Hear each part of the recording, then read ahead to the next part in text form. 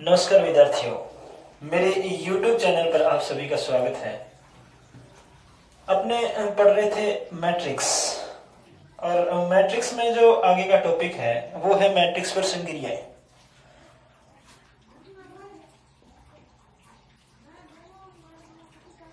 Matrix पर संक्रियाएं।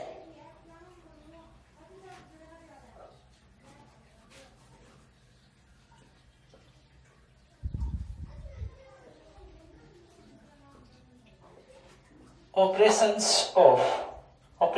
on matrix. आपने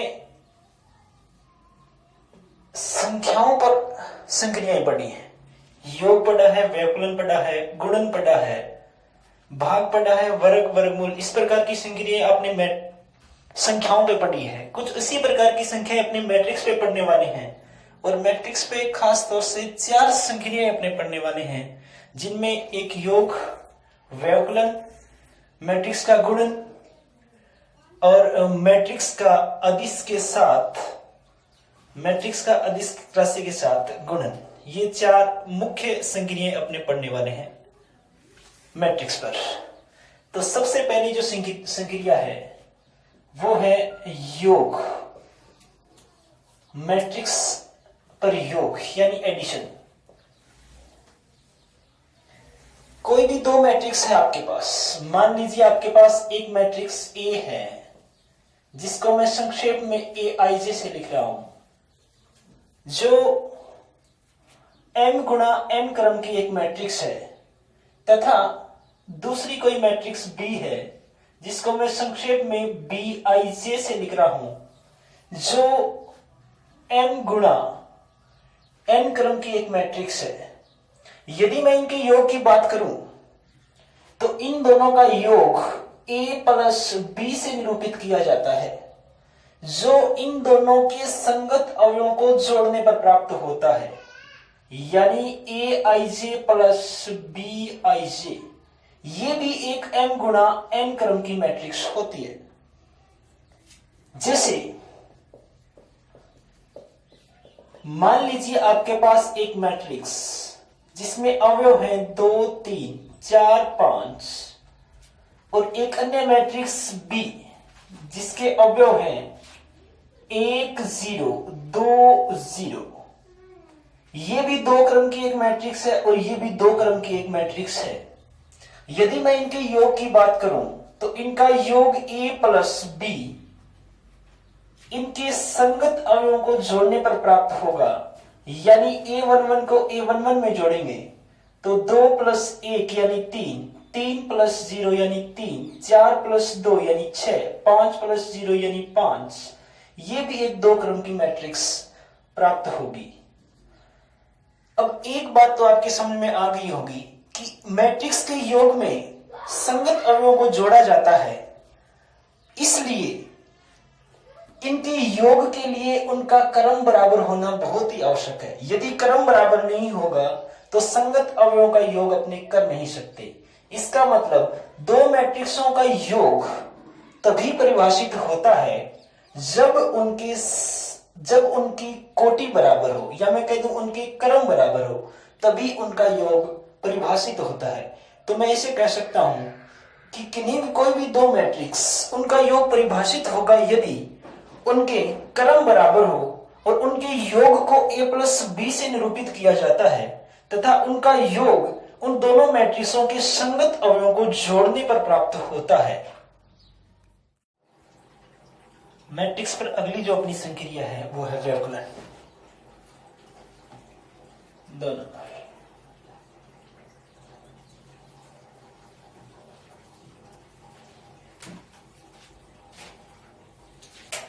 यानी घटाओ।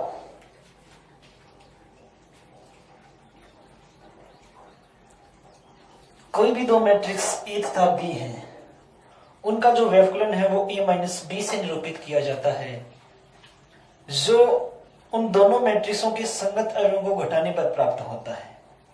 यदि मैं कहूं कि अपने पास एक मैट्रिक्स A है जिसको मैं लिख रहा हूं AIJ से, जो एक m गुणा n क्रम की मैट्रिक्स है, तथा दूसरी मैट्रिक्स अपने पास B है जिसको मैं लिख रहा हूं BIJ से, ये भी एक m गुणा n क्रम की मैट्रिक्स है।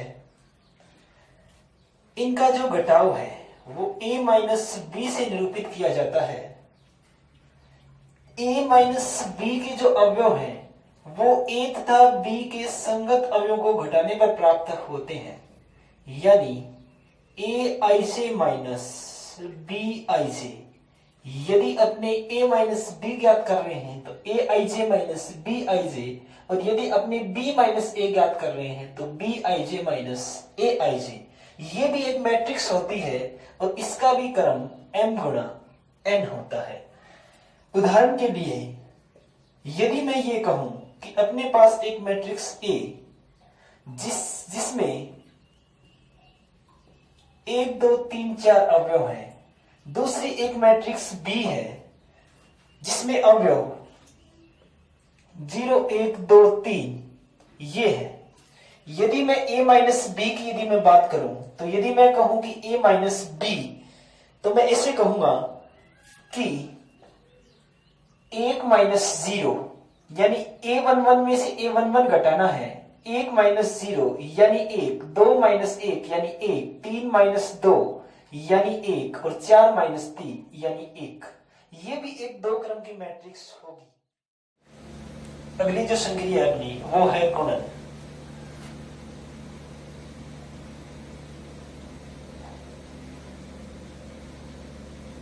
मैट्रिक्स का गुणन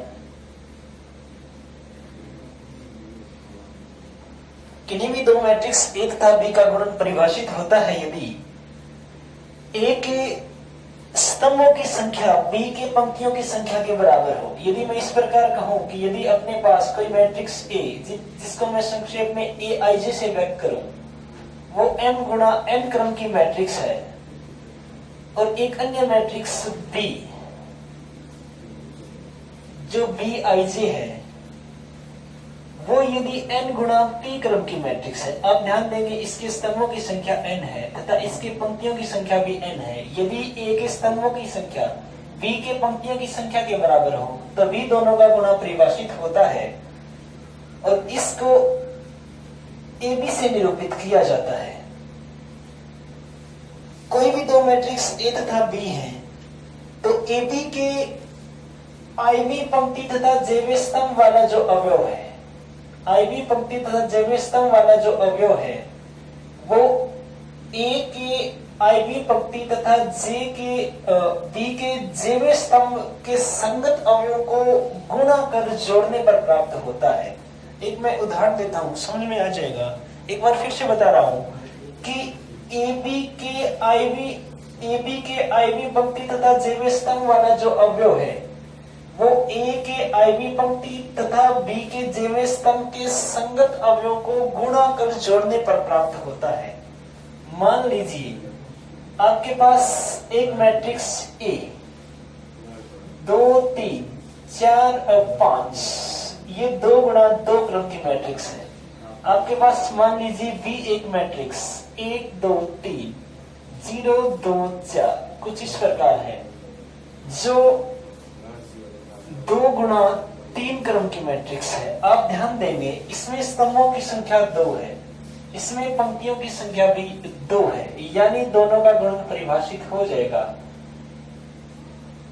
और इनके गुणा को लिखा जाता है AB से।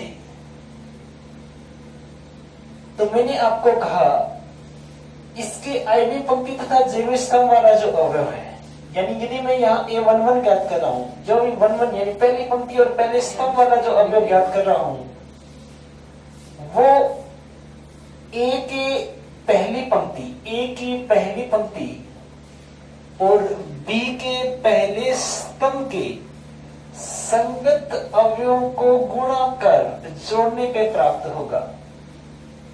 A की पहली पंक्ति जिसमें 2 और 3 अवयव हैं, B का पहला स्तंभ जिसमें 1 और 0 अवयव है, इनके संगत अवयवों का गुणा कर उनको जोड़ना है, यानी 2 गुणा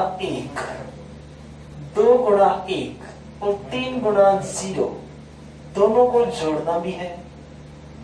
अब यदि मेरे को यहां पहली पंक्ति और दूसरे स्तंभ वाला अवयव ज्ञात करना है, तो इसकी पहली पंक्ति और इसका दूसरा स्तंभ यानी 2 गुणा 2 प्लस 3 गुणा 2 संगत अवयवों को गुणा कर जोड़ना है। फिर यदि अपने इसका पहली पंक्ति और तीसरे स्तंभ वाला अवयव ज्ञात करना है, तो इसकी पहली पंक्ति और इसका तीसरा स्तंभ यानी लास्ट वाला जो स्तंभ है अपना, इसमें आ जाएगा 2 गुणा 3 प्लस 3 गुणा 4। उसके बाद कोई स्तंभ है नहीं तो आगे गुणा होगा नहीं। अब दूसरी पंक्ति, क्योंकि यहां दूसरी पंक्ति शुरू होने वाली है और दूसरी पंक्ति और पहले स्तंभ वाला जो अवयव है वो दूसरी पंक्ति और पहले स्तंभ के संगत अवयवों को गुणा कर जोड़ने पर प्राप्त होगा, यानी 4 गुणा 1 प्लस 5 गुणा 0। फिर आगे वाला जो अवयव है, अब की बार ये पंक्ति और आगे वाला जो स्तंभ है ये स्तंभ लेंगे, यानी 4 गुणा 2 प्लस 5 गुणा 2। लास्ट वाला जो अवयव है वो 4 गुणा 3 प्लस 5 गुणा 4। तो इस प्रकार ए भी अपने पास प्राप्त जो होगा अपने पास ये आ जाएगा 2 गुणा 1 यानी 2, 3 गुणा 0 यानी 0, 2 गुणा 2 यानी 4, 3 गुणा 2 यानी 6, ये हो जाएगा 3 गुणा 2 यानी 6, 3 गुणा 4 यानी 12, 4 गुणा 1 यानी 4, 5 गुणा 0 यानी 0, 4 गुणा 2 यानी 8, 5 गुणा 2 यानी 10, 4 गुणा 3 यानी 12, 5 गुणा 4 यानी 20। जो अपना ए बी आएगा वो हो जाएगा 2, 10, 12 और 6 18, 4 प्लस 0 यानी 4, 10 और 8 18, 20 और 12 32।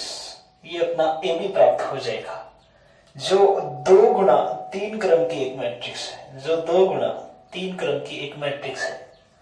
आप ध्यान दीजिए, मैंने आपको कहा था कि ए के स्तंभों की संख्या बी के पंक्तियों की संख्या के बराबर होनी चाहिए गुणन परिभाषित होने के लिए।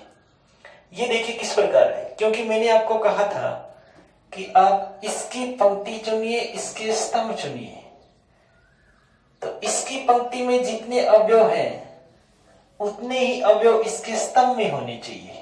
इसकी पंक्ति में जितने अवयव हैं उतने अवयव इसके स्तंभ में होने चाहिए। यानी इसकी पंक्ति में जो अवयव है वो वास्तव में स्तंभों की संख्या ही तो है, 2 अवयव है तो स्तंभों की संख्या 2 ही तो है। तो 2 अवयव है तो यहाँ उतने ही अवयव स्तंभ में होने चाहिए, यानी उतनी यहाँ क्या होनी चाहिए, पंक्तियां होनी चाहिए। तो किन्हीं भी 2 मैट्रिक्स का गुणा तभी परिभाषित हो सकता है जब पहली मैट्रिक्स की स्तंभों की संख्या दूसरी मैट्रिक्स के पंक्तियों की संख्या के बराबर हो, यानी ए के स्तंभों की संख्या बी के पंक्तियों की संख्या के बराबर हो। बहुत ही महत्वपूर्ण संक्रिया है, दोबारा ध्यान दें। यदि अपने ए और बी का गुणा करना है तो सबसे पहले आपको इसकी पहली पंक्ति चुननी है और इसका पहला स्तंभ चुनना है और संगत अवयवों का गुणा करना है। 2 गुणा 1, 3 गुणा 0 और दोनों को जोड़ना है, यानी 2 गुणा 1 प्लस 3 गुणा 0। उसके बाद पहली पंक्ति और आगे वाला स्तंभ यानी दूसरा स्तंभ 2 गुणा 2 प्लस 3 गुणा 2। उसके बाद पहली पंक्ति और आगे वाला स्तंभ 2 गुणा 3 प्लस 3 गुणा 4। आगे कोई स्तंभ है नहीं तो उसके बाद दूसरी पंक्ति का चुनाव करना है और दूसरी पंक्ति, इधर दूसरी पंक्ति पहला स्तंभ 4 गुणा 1 प्लस 5 गुणा 0।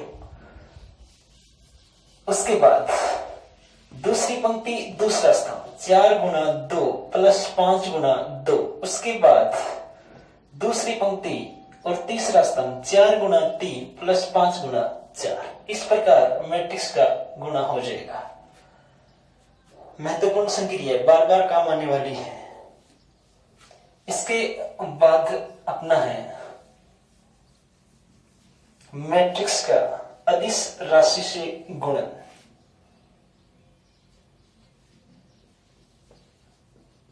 मैट्रिक्स का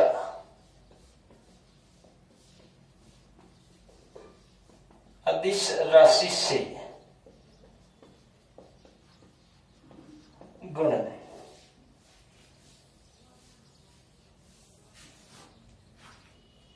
किसी मैट्रिक्स को किसी अदिश राशि के से यदि गुणा करना है तो उस मैट्रिक्स के प्रत्येक अवयव को उस अदिश राशि से गुणा करना होता है। जैसे मान लीजिए ए आपके पास मैट्रिक्स है 2 3 4 2 4 6। यदि आपको इस मैट्रिक्स को 3 से गुणा करना है यानी 3 गुणा ए आपको चाहिए, तो आपको 3 गुणा यानी 2 3 4 2 4 6।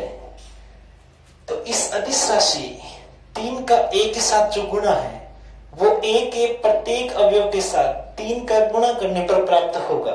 यानी 3 गुणा 2 यानी 6, 3 गुणा 3 यानी 9, 3 गुणा 4 यानी 12, 3 गुणा 2 यानी 6, 3 गुणा 4 यानी 12, 3 गुणा 6 यानी 18। ये जो होगा ये अपना 3a होगा। तो अपने कह सकते हैं कि किसी भी मैट्रिक्स को यदि किसी अदिश राशि से गुणा करना है तो उस मैट्रिक्स के प्रत्येक अवयव के साथ उस अदिश राशि का गुणा करना होता है।